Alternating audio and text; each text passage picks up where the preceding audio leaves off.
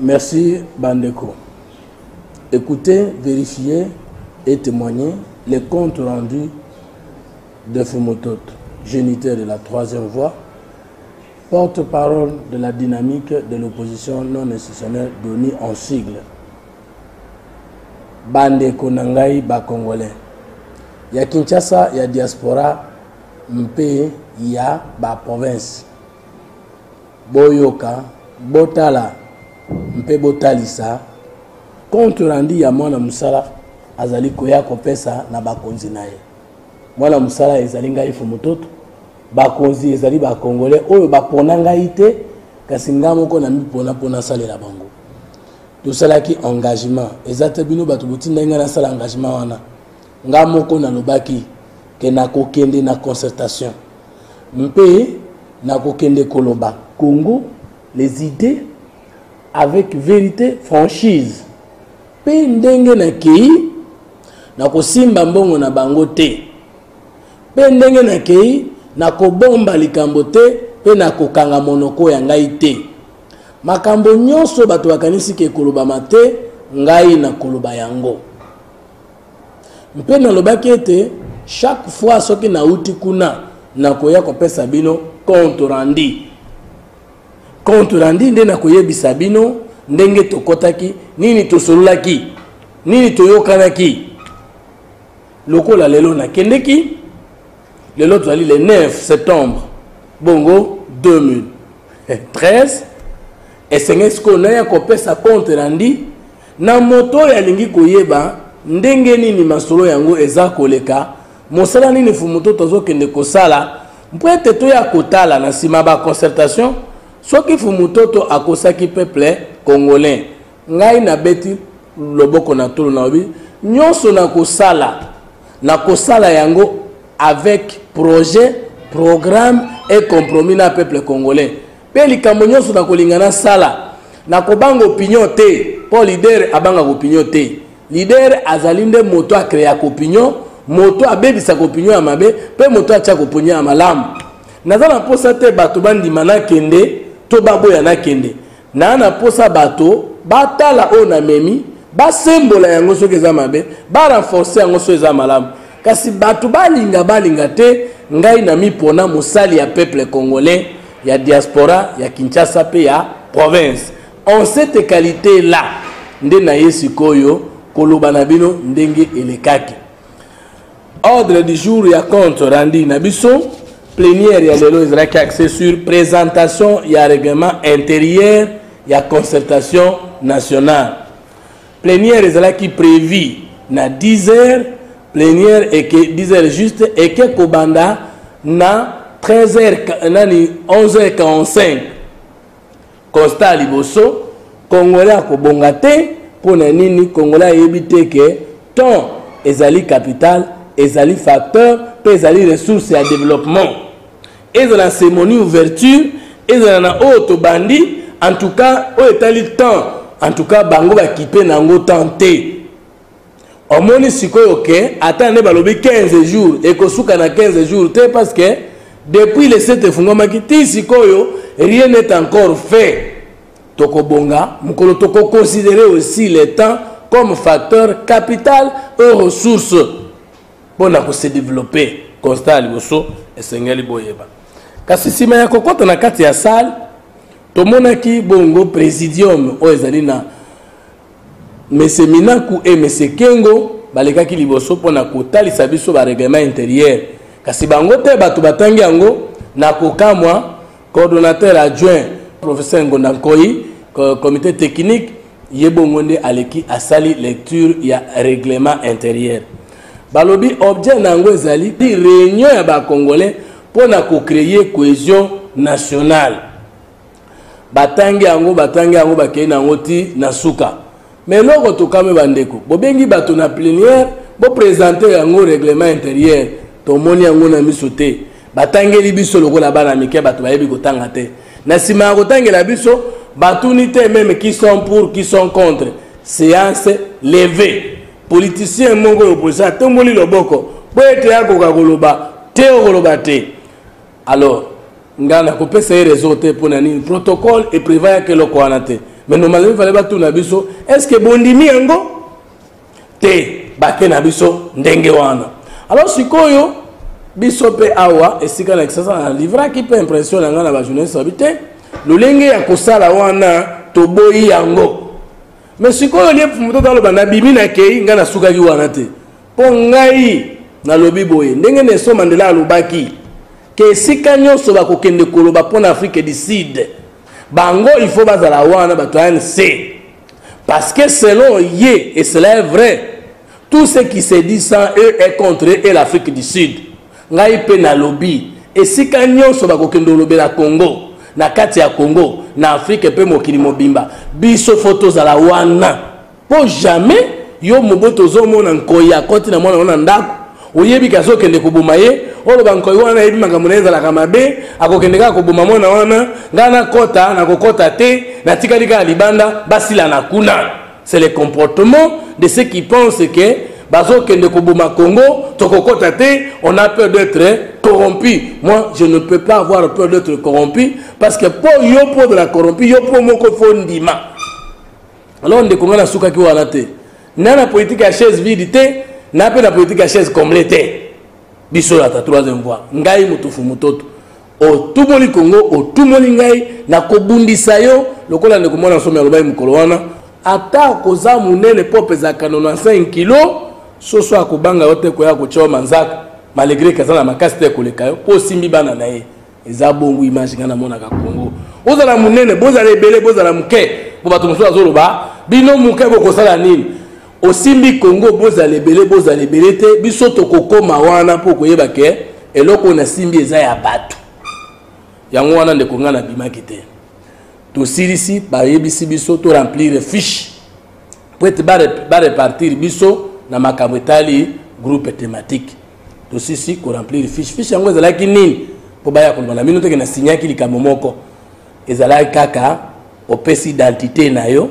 c'est-à-dire nom poste nom prénom surnom et si ko botamaki date de naissance et puis opesi territoire secteur collectivité tout secteur après opesi 1 eloko aliboso ba expérience na yo en tant que moto et puis eloko ami balé opesi domaine de compétences oyo ko signaler olingo kota na commission nini ngai fumutoto na komi na mukanda que nazali politologue nazali écrivain nazali opérateur culturel nazali géniteur d'un courant de pensée spirituelle scientifique et politique ngai na kokota na thématique numéro 1 esika ba komi gouvernance démocratie et réforme institutionnelle kuna ne na kozwa makoki ya koloba ndenge maponami elekaki mabe oyo to bengi crise de légitimité et na kolobango na miso na bino mokili momba bokomona yango babe na droit ya koboya te nga kokota kuna soki pe baboyi nga pe na kobilembisa maboko te to kobunda ti na kokota dans cette logique là de tout ce que la Congo asika. Alors bandeko to sisi ko remplir to lingito bima ava bakabola biso ba kiti ya travail ba bengisi biso bongo na président Kengo Léon na salle de réunion du Sénat toke kuna tovandi makambo nini tokendeki kosolola kuna ezalaki nde pona kotala makambo nini biso opposition tokosala mpona etali lolenge tokokende kosolola simali kamwa mima yo tokotala lolenge tokokota na ba groupe thématique tovandisaki ye toyebisi ye lolenge oyo bokaboli bato na bureau ya ba groupe thématique to sepeli te po bo consulter bato te toyebisaki pe lisusu ete senge to sala comité d'identification pour toyeba qui sont vrais opposants et qui sont infiltrés pour na kota opposition pour na koya ko achever biso lokuta mabe atika ki mato ipolele ayoka ki biso tanga sisi koyoka biso lokola makambo yo tozaki na salle to sepeli te toyebisi pe ke non discours o Kabila salaki ezali discours ya matumoli esika alobaki ete biso ba concertateur to ye awa te pona ko remplacer peuple congolais entendement na bino eza nini bato moko balingi baloba te alakisi bino ke omoni boye kaka kosala loko apamba te biso tolobi na ye boye ndenge alobi ke concertation e ko remplacer peuple congolais te biso toyoki na matoi na biso makambo mibale asepelisi biso po ete lokola concertation pour remplacer peuple congolais te elingi koloba ete constitution ezalaki voté na référendum populaire ekozala révisé ete na article 220 pour na kopesa ye 3e mandat lolenge toyokisi bango bango bakomaki na ndenge na bango mais ndenge biso toyokisi bango ya mibale lolenge alobi bongo elingi koloba ete ye alobi kazalaki voté par le peuple congolais et lokola concertation oyo ekoki kochanger volonté populaire te elingi koloba ete na lokuta ya élection na ye wana atikali kaka na 3 ans soki peuple congolais akokotindika ye te avant fin ya mandat bongo ye ndeko Léon Kengo alobi lolenge bolobi nde yango penza ezali tosukaki wana te tokokobima bongo te babi kasi yo oyebisi biso esengeli sikoyo yo pe omema biso yo na obemi na kubovandi président assemblée nationale tosolola na yo na ye toyebisa bino ete makambo Kabila akenda ngo ya matumoli tosepeli te bandeko bana mboka makambo musu esengaka te basalela yo bato bakanisaka ke tozobundisa Kabila parce que c'est un mauvais régime tozobundisa Kabila parce que c'est un dictateur tozobundisa Kabila parce que azogere mboka mabe mais bato musu azokanisa yenda akopesa un bon cadre yenda akosala makambo nyonso ya malamu mais tozobundisa pas azogere mabe ndenge nini biso tokotika ye pe tokanisa ke ye akobongisela biso makambo ntango tokomi bandeko bayambi biso tozalaki bato 15 représentant l'opposition politique nakoki kotanga bakulutu nyanga lokola José Makila tozalaki wana bandeko Lisanga Bengele Ifoto et les autres ngai pe nazalaki wana parce que tosengaki esalema ndenge wana ndeko Obemi Nako Léon Kengo bayambaki biso likambo ya liboso totraité likambo ya diaspora ngana koyebisa bino makambo ndenge elobamaki mpe moto akocontredire nga aza te tolobi soki tolingi tomona ya solo ke boza na posa changement ezala moto lokola Honoré Ngwanda esengeli akoma awa po ete ye nde amanyoli makambo ebele efungoli bana Kongo miso mpo na nini bolingo bengisa ye te ngai nalobaki bakulutu mpe bazalaki wana balobaki ndeko ba répondre biso alobi totinda quand même invitation moko électronique mais ndeko mosusu oyo totindaki invitation babimisi badéchirer même émission invitation wana ce que vous nous reprochez quoi parce que nous on est prêt à accueillir tout le monde et sécuriser tout le monde et débattre sans tabou réponse à ça kinga yango wana et que même maintenant si vous nous rassurez qu'il y a des combattants qui veulent venir pour dire tout ce qu'ils pensent tout haut nous sommes prêts à les accueillir à les protéger et à rentrer si ça ne dépendait que de moi et qu'il y a des combattants qui savent qu'ils ne peuvent jamais être corrompus ngana koko senga bango baya ezambuka na bango tolobana awa pe bazonga mais comme chacun a sa façon de voir les choses je ne vous compterai pas mais c'est question de vous donner le compte rendu toko tuna likambo mibale comment Kabila ya kolobake au lieu à libérer ba prisonniers d'opinion directement Koutino Diomindonga les autres akandolobana biso ke dossier est sous examen sous étude en attendant la promulgation de la loi sur l'amnistie mais biso tout ça bato totangi classe à l'état tout ça la makambo ya liberté conditionnelle grâce présidentielle et question d'amnistie grâce présidentielle et comme un article 78 de la constitution il peut accorder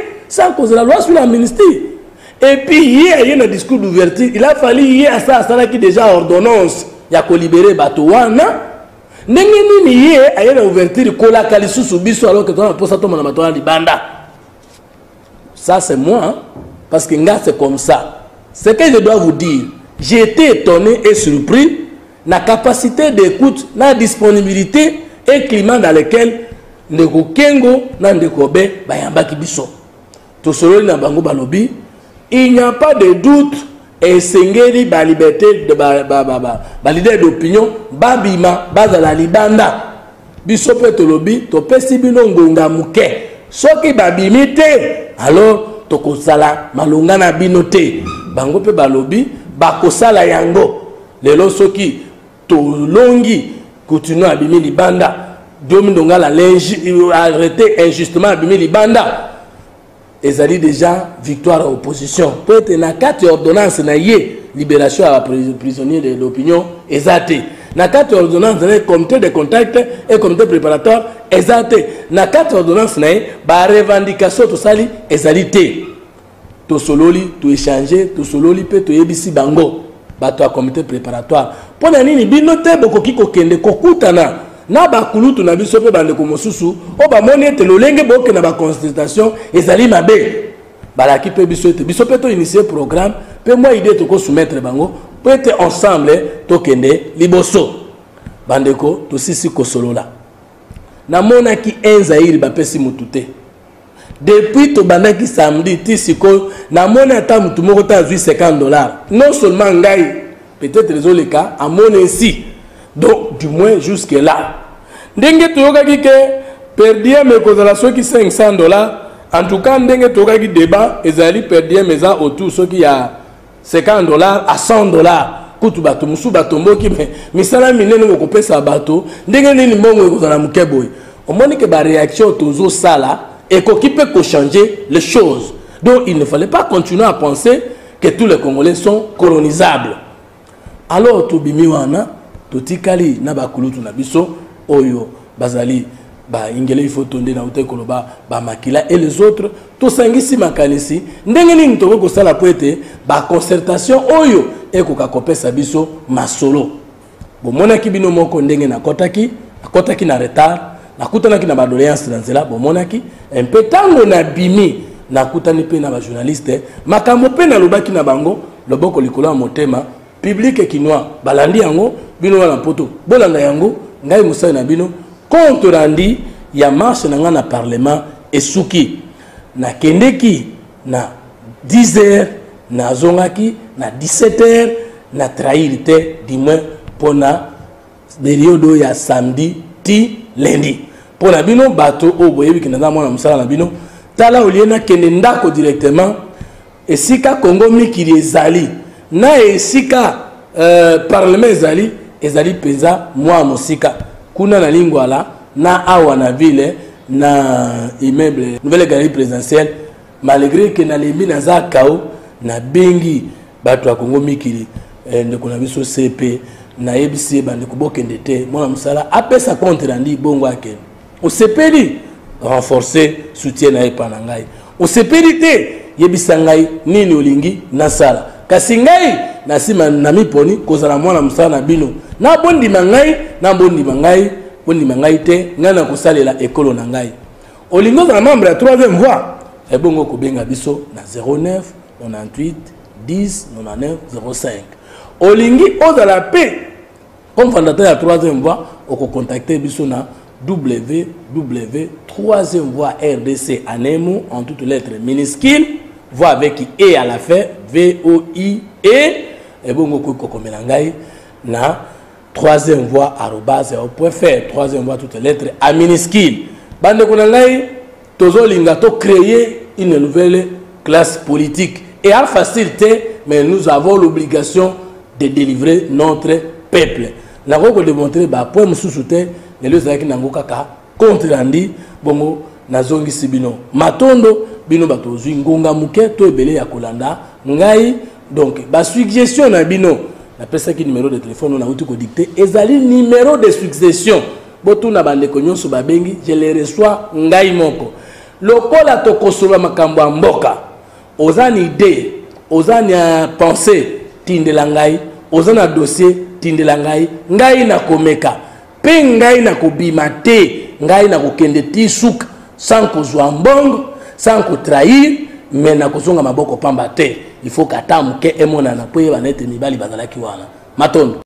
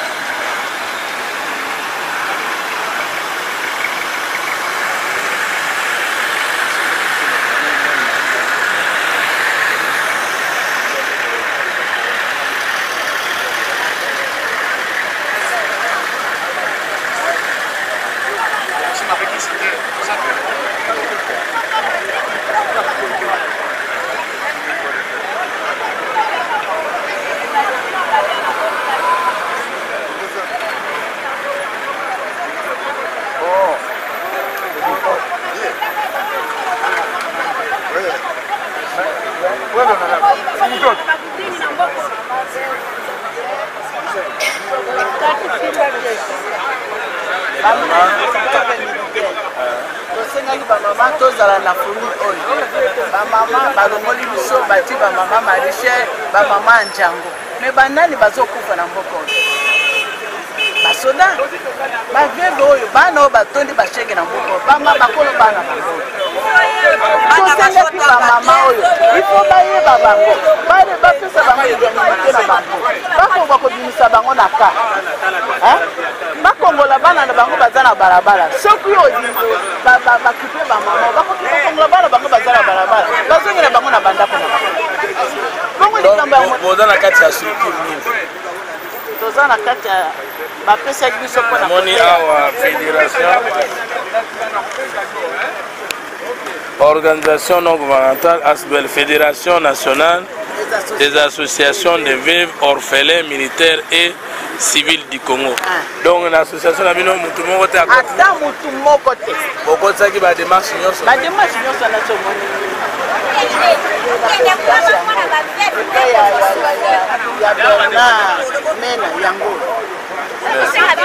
Biso tozali tozobunda mpona peuple congolais. Alors toye awa te poto ya kofukamela moto, toye awa po toloba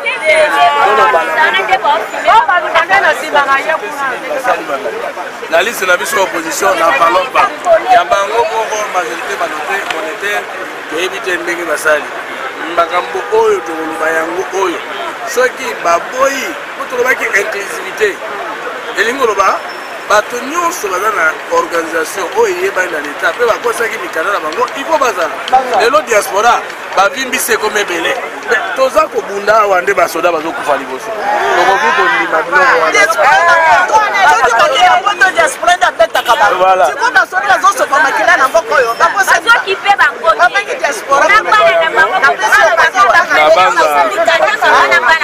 babangi diaspora babengi bango babetaka bango na poto na badiaspora bamama oyo batata na bango nde mibali na bango nde bakufi makila na bango sokokola mpona ekolo balengeli diaspora tokobengisa réunion d'ici jeudi ya bato nyonso bakosaki mikanda na bango mais bayokeli bango te po ngai nakokola bata lokola bakotisi ngai nde navanda nye te biso tosinya contrat ya kolobela peuple oyo tokolobela ye kino liwa na biso tokosala rikita monene oyo ekolite contre makambo nyonso eza na nzela te ezala kote ya société civile ezala kote opposition ezala kote bato nyonso batiki na nko bajournaliste na biso oyo basalaka mosala malamu lokola bafukamelaka régime te balobi bango bakokota te nyonso wana tokosangana biso nyonso le marginalisé le non aligné bongo tomeka koyokisa bango mongongo mpe oyo nyonso tosali awa lokola bandeko na biso mosusu ya opposition na bakoti te epe makambo eza claire te so esimba nango te voilà. Merci, merci.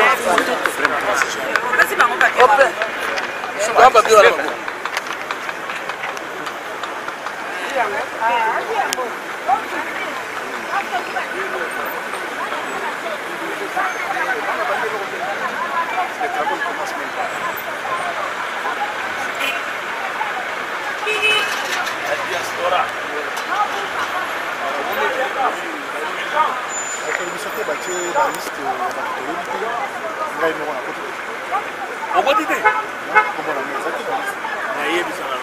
que ces gens ne sont pas sérieux.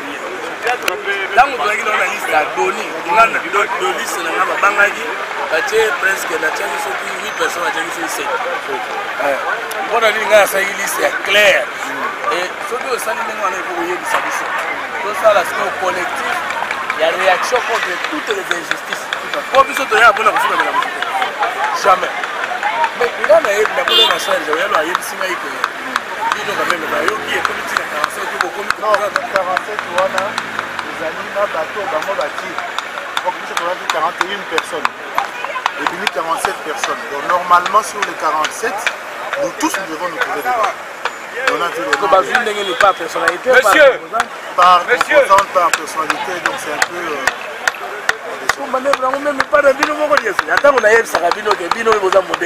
Non, mais c'est pas nous, c'est... Mais vous réagissez. Bon, on attend un peu parce qu'on nous a promis qu'aujourd'hui ils peuvent trouver une solution. Pendant qu'on commence aujourd'hui, continuez à vous promettre. On attend. De toute façon, on est là. Mais pourquoi pas? Nous allons avoir tout à l'heure, ici, une réunion de réaction sur le discours de Kabila et sur les injustices. Permettez de ça. Je n'aurais plus parlé votre dossier avant d'entrer. Vous allez entrer maintenant. Vous aurez pris le temps. Non, juste le temps, vous avez un document, vous allez là-bas. Parce que nous essayons d'atteindre le secret technique. C'est pas possible. Je suis parti de l'université chrétienne. Les gens vous allez. Mais la base de la fédération Katanga, Sud Kivu, Maniema, Nord Kivu, Occidental. On est avec la MONUSCO. Ils ont demandé à ce qu'ils viennent. La MONUSCO veut seulement qu'ils entrent en contact avec le présidium ici pour qu'on puisse faire la réponse pour eux. Moi, je suis vice-président national de l'Université chrétienne. C'est nous qui avons fait le congrès. Votre parti est dans quelle plateforme? Position politique. Là, nous avons la DONI, nous avons l'OMP, nous avons l'ex-Forêt, nous avons Ligue des libéraux. Notre président n'a pas voulu construire quelque part. Mais lui, il est côté. Je vous réponds voici comment nous avons fait. Oui. Au niveau de l'opposition, moi je suis le rapporteur de l'opposition extra-parlementaire. Vous êtes dans l'opposition parlementaire? Oui, il était parlementaire, il a été de... Vous avez des députés au Parlement? Nous avons un seul président pour le Parlement. Dès que vous êtes en opposition, qui n'est plus, puisqu'il a été... logé par la Cour suprême de justice. Non, au niveau du Parlement. Mais c'est on a invalidé. On l'a invalidé. Oui. C'est que vous êtes opposition extra-parlementaire. Moi, je suis le rapporteur de cette opposition-là. Oui. Constituez bien votre dossier, amenez-nous ça et nous allons défendre. Donne-moi les coordonnées comme ça. Nous, on est là pour le carte de visite. Puisque la base est là, la base c'est bas, elle m'a chargé moi de venir, puisque moi je suis... Voici ma carte de visite. Voilà. Contactez-moi. Oui. Dans 48 heures, je convoque une réunion de tous les indécis et tous les marginalisés. Exact. Nous ne pouvons jamais nous laisser faire. Nous sommes les témoins du peuple. Je vous donne donc le document de nomination. Voilà. C'est ça. Document, bon, alors, je vous demande de venir remplir votre dossier sur la plateforme DONI, Dynamique de l'opposition non institutionnelle. Le siège, c'est où? Le siège, c'est sur Essanja numéro 3, un quartier Bon Marché. Nous sommes dans la commune de Baroumou. Nous allons vous contacter par les contacts ici. Bon Marché. Non, il est temps que vous mettez le mien, là. Quand il est avenue Essanja, avenue Essanja numéro 3, Bon Marché. Quartier Bon Marché, commune de Baroumou. J'ai mis mon numéro de téléphone ici. Oui. Vous aussi, vous êtes marginalisé? Oui. Et alors, bon, laissez-moi terminer avec les autres. Oui, les coordonnées sont là, vous pouvez prendre le téléphone. L'opposition, la majorité est irrépressible à la population. Donc c'est un discours outillé par rapport à toutes ces attentes-là. Ouais. Ce qui est vrai, c'est que le Congo n'a plus besoin de discours. Depuis 1960 jusqu'à présent, beaucoup de beaux discours. Tu sais, il est difficile qu'un discours du chef de l'État soit un faux discours. Parce que dans les cabinets du chef de l'État, dans son entourage, ça veut dire dans la présidence, il y a des psychologues, il y a des juristes, il y a des économistes, il y a des politologues. Et s'il faut réfléchir pour mettre un texte à musique, ce ne sera qu'un beau texte. Mais ce n'est pas ça. Nous ne sommes pas venus ici pour écouter le discours. Nous sommes venus ici échanger, enfin de trouver des réponses, pas aux problèmes des politiciens. Moi, je vais être sincère avec le peuple. Quand il y a des concertations, nous les politiciens, nous allons nous retrouver. que vous vouliez ou pas, depuis 60 jusqu'à présent, dans tout ce qui est comme assise, table ronde de Bruxelles, Tananarive, Louvanium, conférence, les politiciens se sont retrouvés parce que finalement ils se sont partagés les postes. Mais le problème c'est comment faire pour que non seulement que nous puissions nous retrouver, que pour ceux qui sont aussi autant congolais comme nous puissent se retrouver. Et je crois que pour que tous les Congolais se retrouvent, ce n'est pas le discours. Parce qu'il y a déjà des actions. Tu sais, les prophètes de Malheur, ils peuvent être nombreux parce qu'ils savent qu'au Congo ça ne marche pas avec le régime de Kabila. Parmi les thématiques, il y a... Mais nous pouvons quand même, dans ces malheurs, trouver le bonheur. Moi, je suis venu dans ces concertations parce que je crois à ma contribution et à la contribution des autres. Et je ne sortirai pas de ces concertations sans avoir résolu ne fût-ce que des problèmes. Ça, c'est pour mon peuple congolais. Parce que nous ne sommes pas venus ici nous agenouiller contre les débats quiconque. Nous sommes venus parler pour vous et nous allons nous battre pour résoudre tant soit paix des problèmes des Congolais. Voilà. Qui mangent et qui vivent mieux et que les autres ne vivent pas. Quand il y a des gouvernants opulents et la masse profondément pauvre, c'est déjà un conflit. Le conflit c'est quoi? Lorsqu'il y a la malgouvernance, l'injustice sociale, il n'y a pas pire conflit que ça. Il y a le conflit parce que Kabila gère mal le pays. Quel est le conflit le plus grand que celui-là? Et donc aujourd'hui, s'il faut se réconcilier, Kabila doit se réconcilier avec lui-même, avec ses semblables et avec le Congo. Et nous, aujourd'hui, nous devons nous réconcilier avec la masse. Nous avons beaucoup trompé l'opinion. Moi, je n'ai pas géré. Quand je dis nous avons beaucoup trompé, je représente la classe politique. Il y a un conflit. Parce qu'il n'y a que les enfants, les familles, les politiciens qui se retrouvent. Le peuple congolais ne se retrouve pas. C'est déjà un conflit. Il y a des gens qu'on a confisqué les biens et qu'on n'a jamais remis. Il y a des gens qu'on a désalignés ici à cause de leur opinion. On a dit principe d'inclusivité, tout le monde n'est pas ici. Ce sont des conflits. Ne pensez jamais que Fumuto devient ici pour lier sa langue, pour ne pas parler, non. Quand on m'a invité, parce que je n'étais pas dans le comité préparatoire qui a composé la liste, on m'a invité tenant compte de ce que je suis. Et je suis venu en tant que Fumuto et je dois sortir en tant que Fumuto inoxydable de la classe politique congolaise. Je n'ai pas besoin de perdre, mais je n'ai pas besoin d'argent, j'ai besoin de parler pour le peuple congolais. Merci.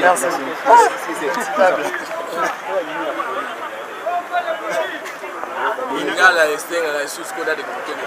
Kasala synthèse na obligata. Biso to mezana na pasi. Mais ce problème en Congo, vous avez participé, le chef de l'État, la population a retenu le peuple congolais est appelé biso. Ça veut dire les politiciens. Oyo to bobindo kabanda 1960 tilelo. Ngaïté. Mais comme nous faisons la politique, nous assumons aussi tout ce qu'on a fait comme destruction. Le problème c'est que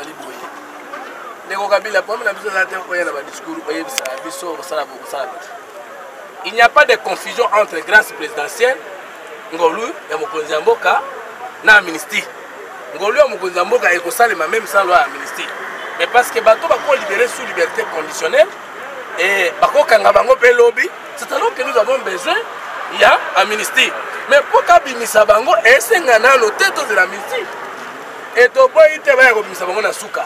Pour omoni, il faut que Kabila ait que peuple alingaka ele suscité parce que depuis yazo gérer peut passer tout raté. Ce qu'on le colla attendre le motema malamu ya kobongisa et que peuple a sur la condimenter, il passe à signaux fort pour peuple amona que ma solezo que les bien pour que des gens populaires les a. Par exemple, ce qu'on a qu'il faut tout la vérité. Dieu nous la libanda. Coutulant dans Libanda ça souffre pour les Kinois que bandi bagé. Il y a comme quelque chose qui s'annonce. Mais ce qu'on est là, quand on est attends bon de sécurité. Ce qui peuple a l'ingénieur sécurité parce que nana se retrouve à terre. Mais ce qu'on répond pour ma peuple, c'est alors qu'on bat. Comment ça la sécurité? C'est ça le problème. Biso to boy discours. Biso bato ya te kuna kulukambanga. Toza bato ya pasi to bozela mukolombo ke kobonga pour que mutomto se retrouve na musala na ye. Et c'est que mutomto ya ofina ye pour que ça ait $1000, $10 na butu. Ngaite. Na lobaki na za pauvre na ko santete kino mukolo kumwe bo. Donc, et là, il a attaqué à distraire, comme ça, il y a des problèmes, il y a mal gouverné. Mais le quoi est thématique et à pied.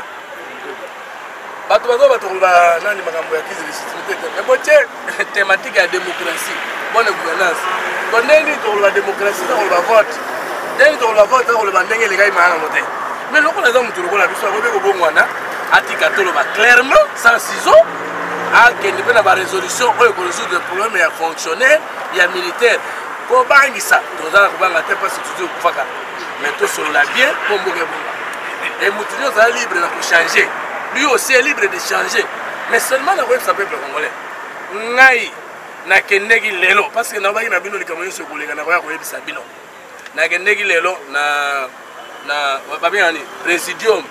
J'étais kulutu na nga ba lisanga ba José Makila ba benga petit yaka to kende okutana ba minaku na Léonke. J'étais étonné na degré d'ouverture d'écoute bazana.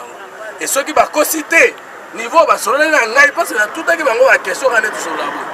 En tout cas na kamwe que biloko muso na malentendu na biso.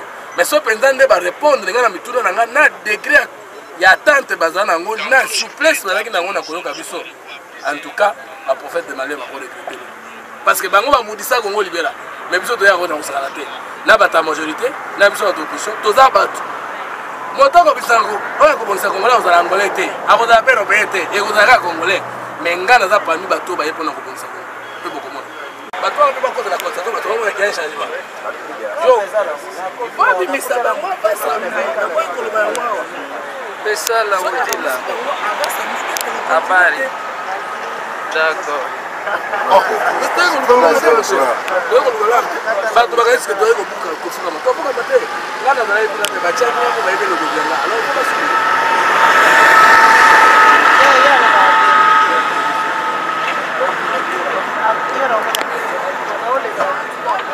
Alors, ok, bah.